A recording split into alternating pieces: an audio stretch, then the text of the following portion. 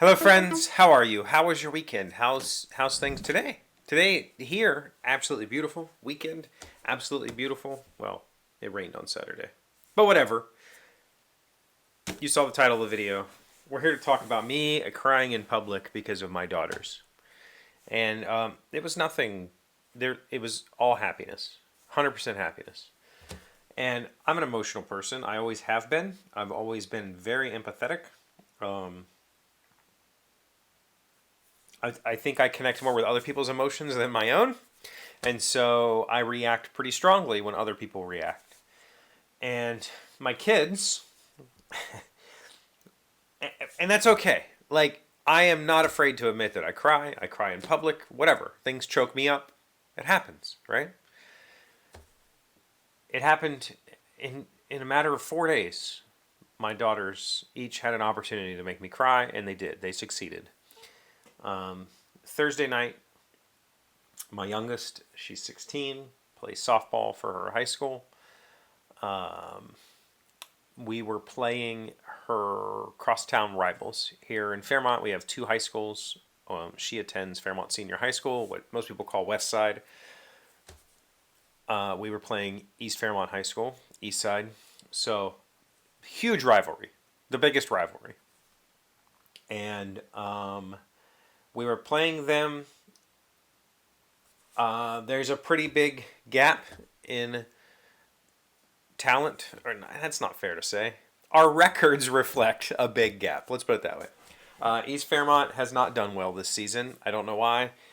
They do have a lot of really great players. We've played with a lot of those players on summer teams and whatnot. It just hasn't been their season, I guess. And we started out that game. The last game we played with them, it was just, you know,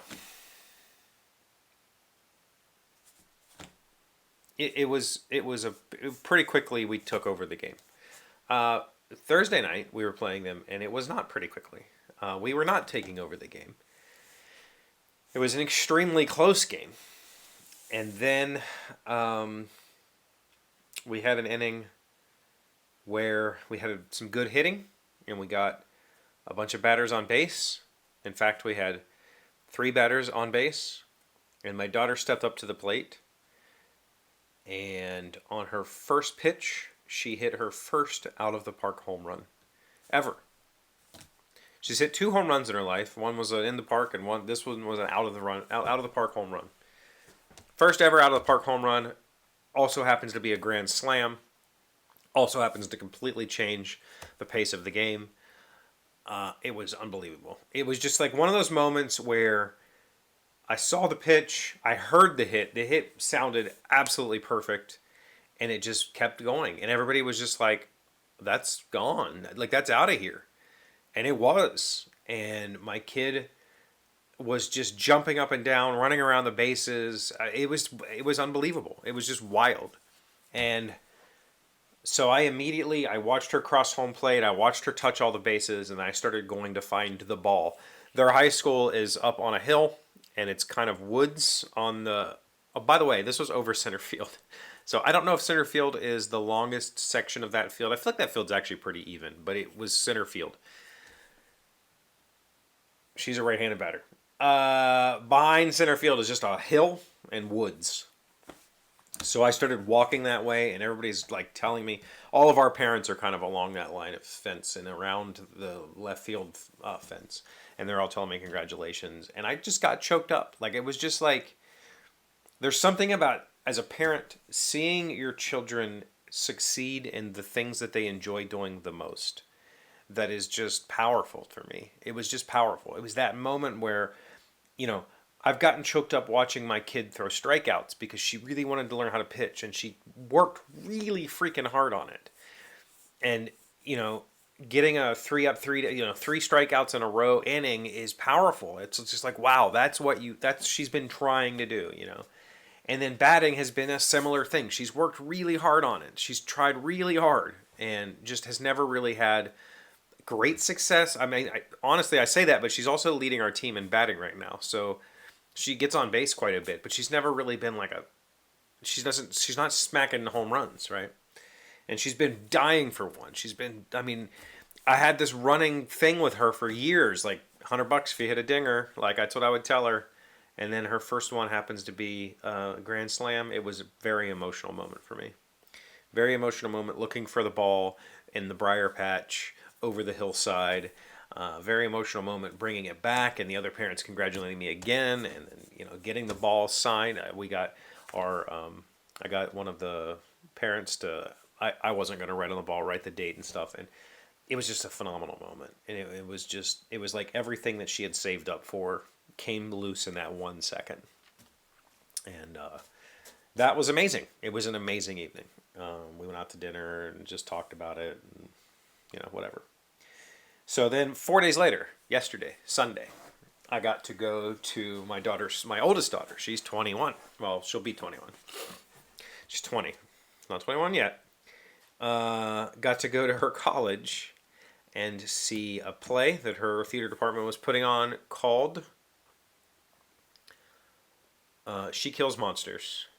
It's a cool play. It's a very cool play, kind of centered around a pair of sisters that are, the older sister is a cheerleader, the younger sister is a nerd. They don't connect. The younger sister dies. The older sister finds a diary. It happens to be a D&D campaign, and so the older sister dives into this D&D campaign, finds a DM, and goes through her sister's campaign to learn about her sister. And my daughter got to play the dead sister, so this was her first lead role. She's tried and tried and tried. This was her I think maybe 8th production with her college crew, and this is her first lead. And I think I cried every time she was on stage. Part of it was the fact that she was playing a character that died. And for me as a parent, that it's kind of weird. I don't know why I get choked up over that. The last play she was in, she also dies. And I cried because I know it's not my daughter, it's a character, but it still felt like, oh man, I really want to give her a big hug right now and tell her that it's okay. I know she's playing a character, but she's doing it very convincingly. And I'm feeling that emotion. But also the joy of watching her, who again, like my youngest, they both have they have the tenacity to put in the work, to say, I want to do this thing. My oldest wants to do acting. That's her number one thing in the world. And she's put everything she has into it, and she's felt let down a lot. And so this time on this play, which was a very cool play, she got put center stage and said, sure, you can have the lead, or one of the co-leads. And she took it and she ran with it and she made it her own, and it was phenomenal. It was a really fun play. It was intended to be a comedy. I shouldn't have been sitting there crying, but I was crying through most of it because I felt just like this is what she wants, She told me one time, we went to see Hades in New York. We went to Broadway and saw Hades there. Is that the name of it? I don't even know if that's the name of the play now that I say that. I don't think it is, but maybe you'll figure out what it is I'm trying to say. Hades Town. That's what it is. Hades Town. We went to see Hades Town on Broadway, and at the end of it, she was bawling. And I was like, why are you crying? It was a really good play. And she was just she got so emotional at the crew and the actors bowing because she said they're doing the thing they love the most, and they're getting to do it for a living. And she got choked up over that. She's like, that's what I want. And I got to see her yesterday doing exactly what it is she wants. Sure, she's not getting paid, but honestly, that's not the point for her. The point is she wants to be on that stage. She wants to act. She wants to put it all out there. And she got to do it. And for that, I got teary-eyed a lot through that play. She came up to me afterwards just bawling because it's over. That was it. Yesterday was the final performance. And she didn't want it to be over. She doesn't want to be, taking the summer off from acting. She wants to keep going. And those moments with both my children, they have that tenacity. They have that work ethic that I have dreamed about my whole life, and I've often failed at. I've only recently discovered it, or maybe rediscovered it through playing music, but they were both very inspiring to me. Very inspiring young women. They both have clear goals and have the ability to achieve those goals because they are willing to do the work. And I think that's something to be very proud of. And I am. I'm very, very proud of them. And I am not afraid to admit that they both make me cry, and for good reasons.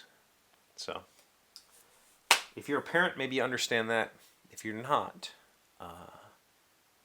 just know it's okay. It's okay to show emotion. There's nothing wrong with that. Okay, that was my weekend. Tell me a little bit about yours. Ask me some questions. I think we have some questions to cover this week, so I could use some more. Put them in the comments, and while you're down there, give this video a like. Subscribe if you haven't yet, because we are trying to get back to 25,000. Thank you for watching the video. I'll see you tomorrow. Today's 1,000 plus little things happy, successful people do differently. We have been learning 30 lessons for finding strength in hard times. Number 17.